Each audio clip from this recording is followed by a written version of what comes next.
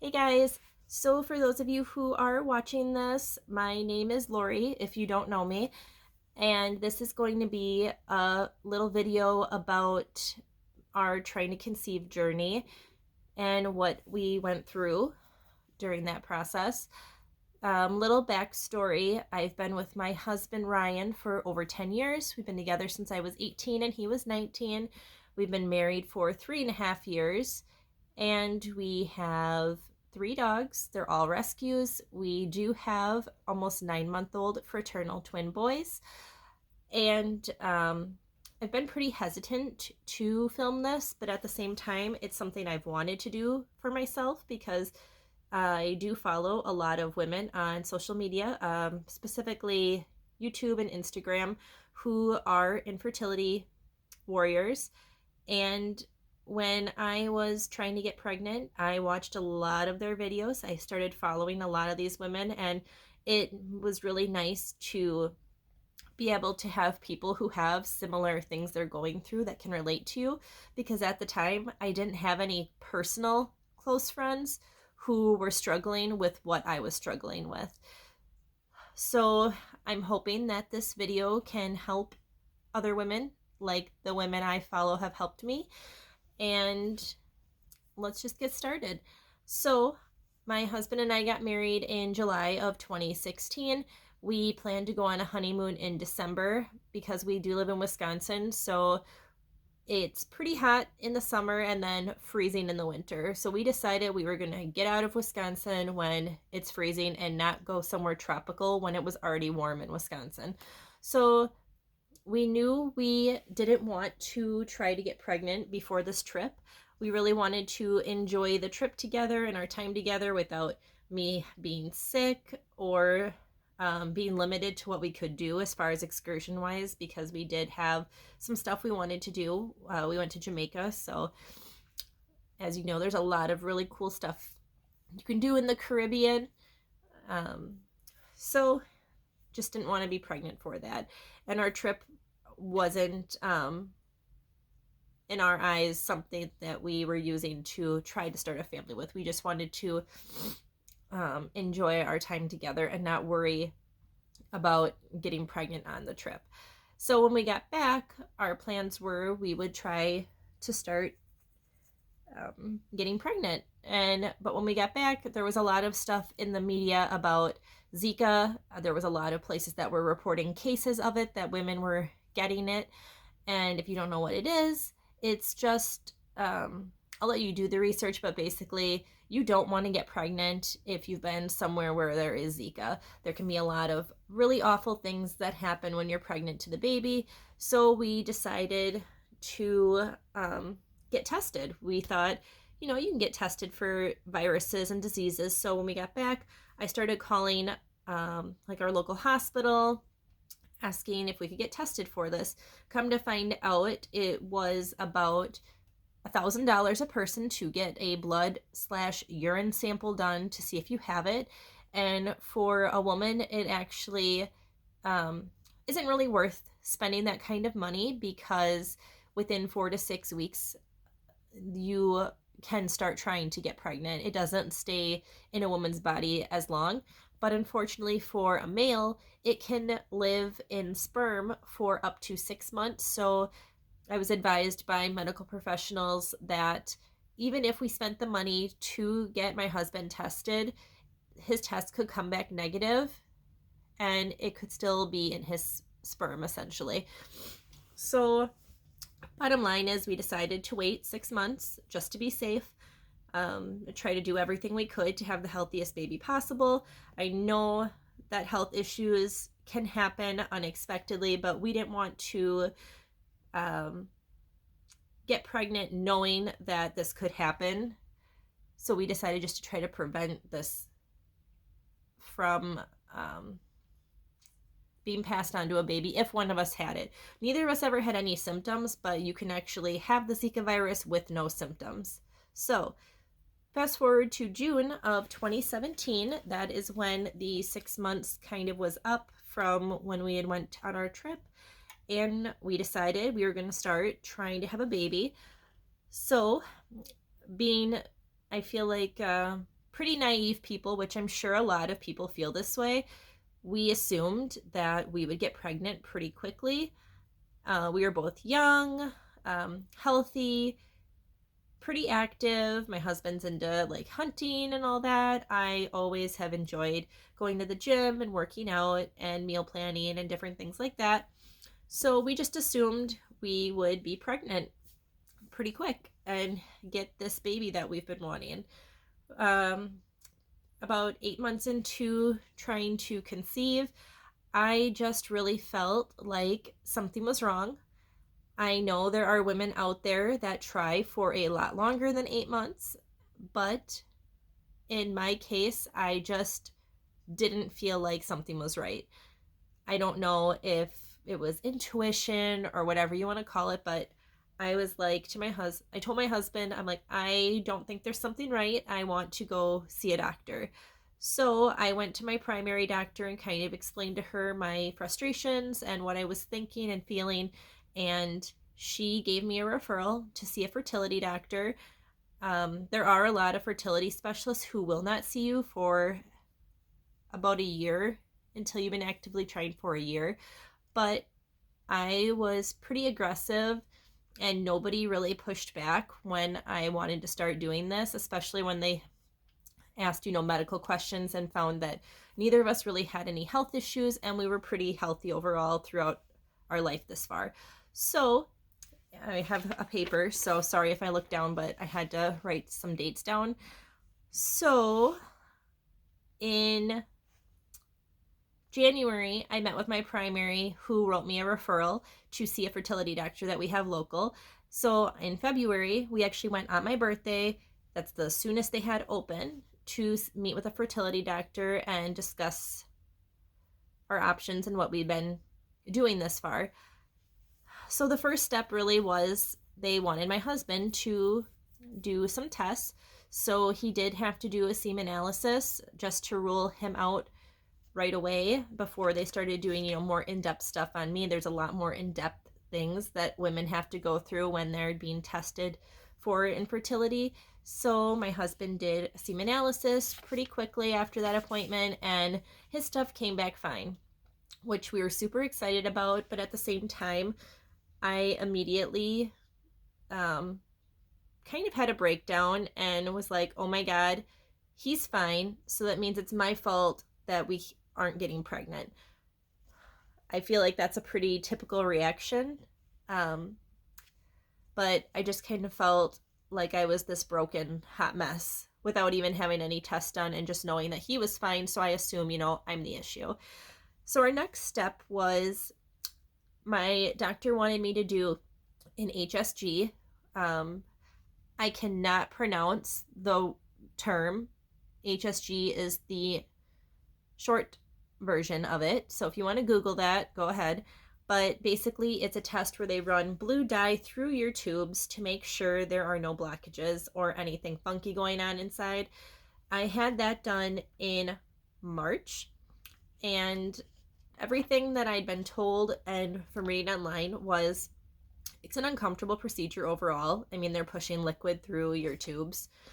But if you experience a lot of pain, there's usually a blockage.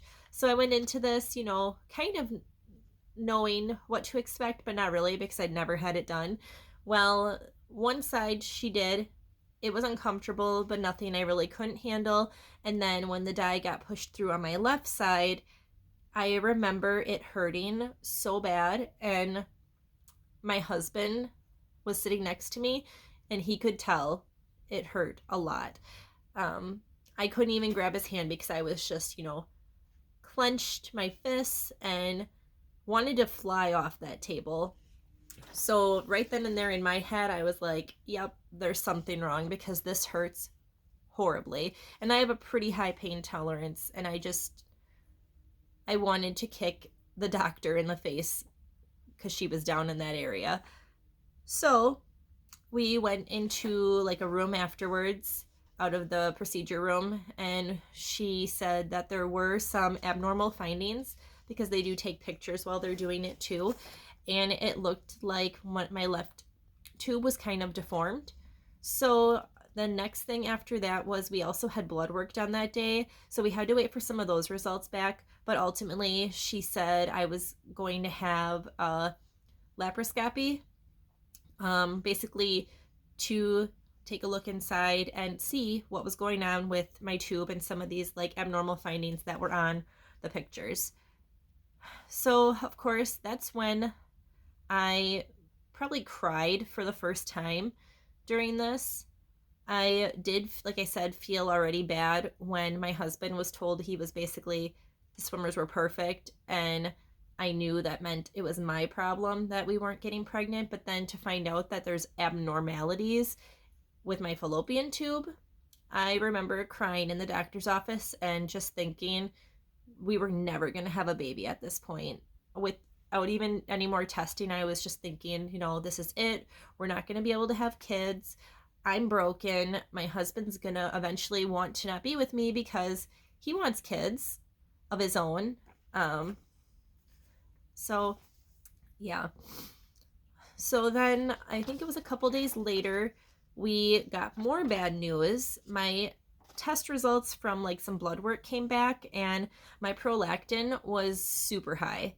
And when you're pregnant, when you're breastfeeding, you want your prolactin is naturally high. It's what helps you to be able to breastfeed successfully with like milk production. But it was very strange that mine was high and I wasn't pregnant.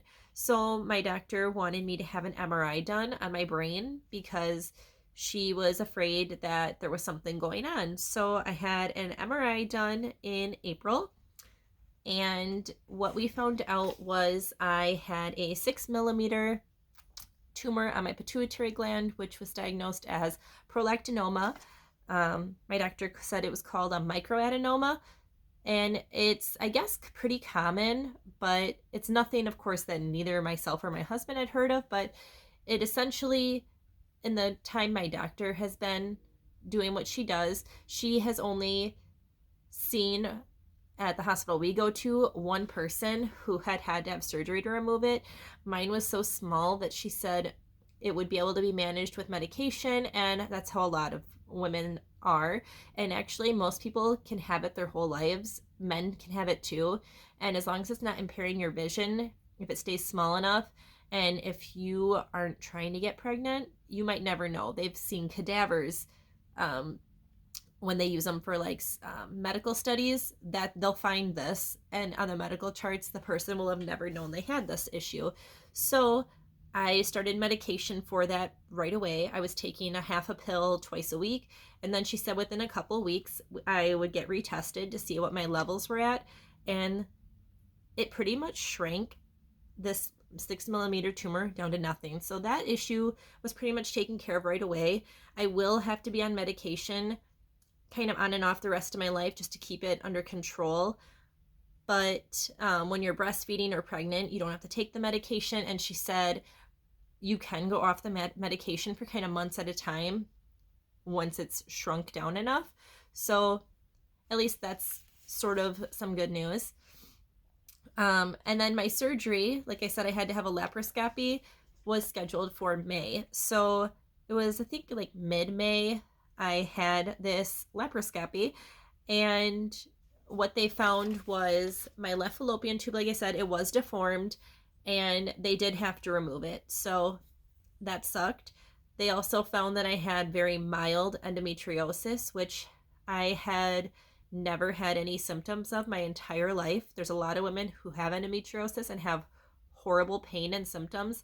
I'm not one of those people, so I had no clue I had this. The only reason I found out was because of this surgery, and that's how they basically diagnose endometriosis. It's not something they can do blood work for or testing. You have to have this procedure done to be diagnosed with it. So they lasered off, I believe it was like 3 to 4 spots, and removed my fallopian tube, but my ovaries were perfectly healthy. So I have an ovary still on each side, but I only have a fallopian tube on my right side. So our next steps after that was I had to wait until I got my period after this surgery, and then we made a game plan that I was going to do a round of letrozole, which is a medication to help create more follicles before ovulation, because with only one fallopian tube and not having a super high number from some test results when I did ovulate, this was just going to kind of give us a boost to try to get pregnant. So in June of 2018, I did my first round of letrozole, and I took it for 5 days. I took it at nighttime, so I actually didn't experience any side effects. My doctor suggested to take it at night just in case it did make me nauseous, so I would kind of sleep through it, and I never really noticed anything. I was maybe a little crabbier. You'd have to ask my husband about that. He'd probably say that was it, but it wasn't too bad. And then I was taking ovulation tests at home, and when I got a positive ovulation test, I called my doctor. We scheduled an ultrasound to go in, and they actually looked to see how many follicles were there and kind of to measure them, because they do have to be at a certain size to be considered mature when you ovulate to be able to get pregnant successfully. If they're not at a certain size, it's not going to take. So I did have follicles on my left side, but with not having a fallopian tube on that side, she said our chances of getting pregnant were pretty slim. But we could still try that month, so we did, and of course nothing happened. So our next steps were, she said, you'll either call me with a positive pregnancy test, or you'll call when you got your period, and I'll submit a prescription for a second round of letrozole. So July of 2018, I did another round of letrozole. Once again, not really any symptoms except maybe some kind of crankiness during the day, and called my doctor when I got a positive ovulation test at home, went in, did an ultrasound to see what kind of follicles created, and lo and behold, this time they were on my right side. So I was going to ovulate from the right that month when I did. The kicker was there were actually 5 follicles. So yes, 5 follicles means potentially 5 babies. So my doctor kind of gave us some options, because one follicle at that appointment was already at a mature level. One was very close. The other 3 were still pretty small, but she said with doing letrozole, they can actually grow pretty quickly. So by the time I would ovulate, which would likely have been in about like a day or 2 at that appointment, I could have had all 5 be matured. Yeah. 5 babies. So our game plan was that we were either going to, not game plan, sorry, our options that she thought would be best and discussed with us were to either skip that month because of how many potential babies we would have, and it's just super unsafe for the mom and for the babies when there's that many. There's so many health issues and complications that arise. Or we could have the trigger shot overnighted, and my husband could give it to me at home to kind of trigger me to go into ovulation and hopefully kind of ovulate before all those follicles became mature. So we decided that we were going to do the trigger shot, because I was like, but excuse me, by this point we'd been trying for 13 months, and I kind of felt like, what do we have to lose? This is the first month where we knew that it could potentially really happen, so we took the risk. My husband gave me the shot when it came the next day, and once again she said either call with a positive pregnancy test or call when you get your period, and we'll look into doing another round of letrozole and discuss some other options. And my doctor personally didn't want to do more than 3 rounds of letrozole. After that, we would have kind of got back together and discussed some other options, and just to see like what we want to do from there. So during that time frame of kind of like the 2-week wait, I had a concert that we went to over a weekend, and I was so adamant by this point to not take a pregnancy test after this many sorry, my allergies are horrible today. After this many months of basically negativity and bad news, I didn't want to take a pregnancy test. I was adamant to stick it out and just be like, you know what? I'm not taking a test because I'm probably going to get my period. So I'm just going to wait. And when my period comes, call the doctor. So we went to a concert and it was a week. It had been a week since I missed my period. It was pretty regular by this point. And my husband, he kept telling me like every day, take a test, take a test. I didn't want to take a test. And the week before my missed period, we got into a huge fight. We don't fight that often. We more like bicker over little things, like house things, like, like the dishes or him picking stuff up, stuff like that. No, we got into a huge fight. We were supposed to go do something together and he went without me and I sat at home and cried, which should have been a sign for me because I'm not a super emotional person. I don't cry about stuff like that. When we have a fight, I usually am just annoyed. But no, I was just so in denial. I was like, nope, not pregnant. So a week after this fight, we went to a concert with a bunch of friends, and it was an outdoor concert in August in Wisconsin. It was freaking hot as crap. And I get heat sickness super easily if I'm not drinking like an unnecessary amount of water. If I'm outside all day, I get so sick feeling. So naturally, we're at this concert outside, and I just did not feel good. I felt sick. I had a headache, which to me felt like kind of heat sickness that I've experienced before. And, everyone, of course, we're at a concert is trying to buy me drinks, asking me what I want to drink for alcohol. And I just didn't want anything. I was trying so hard to have a good time, and not be crabby, but I just felt like crap. So I didn't drink at all because I thought I was legit going to throw up all over the place and pass out from the heat. So we get home really late, and I just remember the next day I woke up. You know how you like lay in bed when you wake up, kind of look at your phone. I look at my emails, look at social media, all that stuff. I remember seeing a post from someone who I know, and they'd also been struggling even harder than I was with trying to get pregnant, and something just kind of like clicked in my head, and I was like, I'm gonna take a test. It'd been over a week since I missed my period, and I was like, I'm just gonna do it. So my husband is still sleeping in bed, and I went downstairs. One of our dogs came down with us. So it was just me and the dog. And I have those like cheap little sticks from Amazon you can get in like a huge pack. Just because I was sick of spending an insane amount of money at the drugstore on these tests when I'm just disappointed. So I had these cheap tests, and the kind you just stick like in a little cup after you pee in it. And I remember I dipped it and laid it down on a piece of toilet paper on my counter. And I think these ones tell you like in 3 to 5 minutes you'll have results.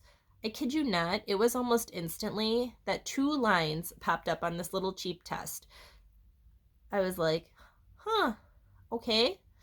So I took another little cheap little strip out, dipped it, set it there. Same thing, almost instantly, 2 lines popped up. So I did have one digital test that I'd had for probably like 6 months, and I was just saving it because I didn't want to use it and waste it for a negative. So I wanted to be sure before I used this digital test. So I dipped the digital test, lay it down, and this one I think was 5 to 7 minutes. Digitals, I believe, take a little longer for results, and it wasn't even the 5-minute mark, and it popped up. It said pregnant. I about crapped my pants because I had never had a positive test in 13 and a half months of trying to get pregnant. So it was a shock. It's me and the dog. I remember I was shaking. I didn't know what to do. I seriously looked at our dog and was like, Klaus, what are we gonna do? So I went upstairs. I took the digital test with me, and My husband is still sleeping. I remember I just start smacking him, like smacking his arm, waving this test around, and being a guy, he legit asked me, "Is it negative?" Like I would show this negative test to you, waving this around in your face if it was negative. No. I'm like, "No, it's positive." I remember he had to put his glasses on and look at it. And we both were just like, this is happening. Like, what are we going to do now? It's like you wait for this moment for so long. And then when you get the positive, you almost freak out even more because you're used to disappointment. And then you have this light all of a sudden, like this weight's just lifted off your shoulders. And of course, it's early, things can happen, but it's like when you finally have that positive, you freak out. So that was on a Sunday. It was August 13th, 2018. So Monday morning, right away, I called my doctor's office and I was like, I got a positive test. And then I was like, I got 3 positive tests. So they scheduled me to come in the next morning to do a blood draw. And I went and had that done. And I remember my results came back and they were so high. Like, everybody that I told this number to, I can't remember now, but at the time, it was in like the thousands. Everyone I told this number to was like, that's insane. Some of the women that I know were like, my number was never that high when I first tested. And I was like, even on the phone, they kind of joked about it potentially being multiples. And we knew with doing letrozole and how many follicles there was a chance, an increased chance that we could have multiples. But it's just never something that you're like, no, it's not going to happen to me.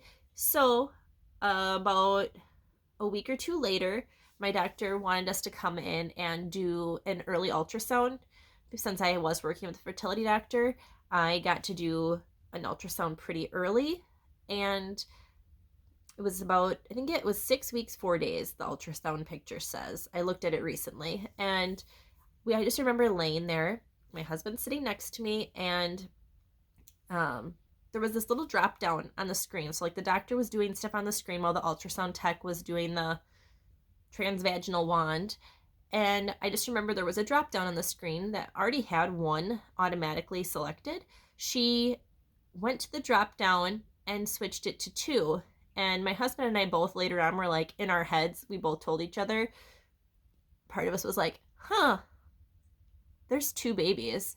And she hadn't said anything yet. So it felt like an eternity before she finally spoke. But I'm sure it was only a couple minutes. And she goes, so you remember how we discussed there possibly being another mature follicle that could happen by the time you ovulate? She's like, well, it did. So that meant we were having twins. Which, it was a shock because we saw legit 2 babies on the screen that day. We were able to see their little hearts beating. We couldn't hear them literally, but we saw their hearts beating. And that's kind of when it hits you, when you actually see their little hearts beating, that, oh my God, this is real. There's 2 babies. So now almost 9 months later, we have 2 fraternal twin boys. And it's been a whirlwind, but we wouldn't change it for anything. Everything we went through is totally worth it. Yeah. Sorry if this isn't the greatest video. I've never recorded myself talking like this. So I feel like a little bit awkward and not really how to end this or even how to start it. But I just really wanted to share our story because I feel like a lot of people, when they found out we were having twins, people didn't realize how long we were trying. You get a lot of comments like, oh, about time when you announce you're pregnant. And I really think there just needs to be a better way when you find out someone's pregnant or when they're not pregnant. Just don't ever ask unless someone tells you, or if you're on a specific level of friendship, don't inquire those kind of questions with a person because you never know what they're going through. And we did get people a lot after we were married asking about when we're going to have kids, and most people we didn't give specifics to, only some friends and family. And I've been a little more open about it once the twins were born, because now everyone's number one question when they find out we have twins is, are they natural? Yes, they're natural. I didn't have to do IVF. I just took a medication that helped create more follicles because I had a lower number when I ovulate naturally on my own. So yes, they're natural. I didn't have to do any big procedures really. Yes, I did do a lot of tests, but IVF is so intense. I follow a lot of women who've gone through it, so I feel like our journey, it's no less painful than those women, but it's not on the same level. So I do sympathize with those women so much. Yes, it did only take us about 13 and a half months, but it felt like a lifetime to us. So if you're struggling, no matter how long, don't ever let anybody feel like your journey is any less important, whether it takes you 4 months, 6 months, 5 years. It doesn't matter. When you want a baby bad enough, any month that goes by with a negative, or when your period comes, it's still painful. So I hope this helps people who are struggling. And if you have any questions, or if you just want to talk with me, I am open to talking and just kind of letting people know that I know what it's like to be on this journey and kind of a member of this unfortunate club, but your rainbow can happen. So thanks for listening, and I hope this is helpful for somebody out there.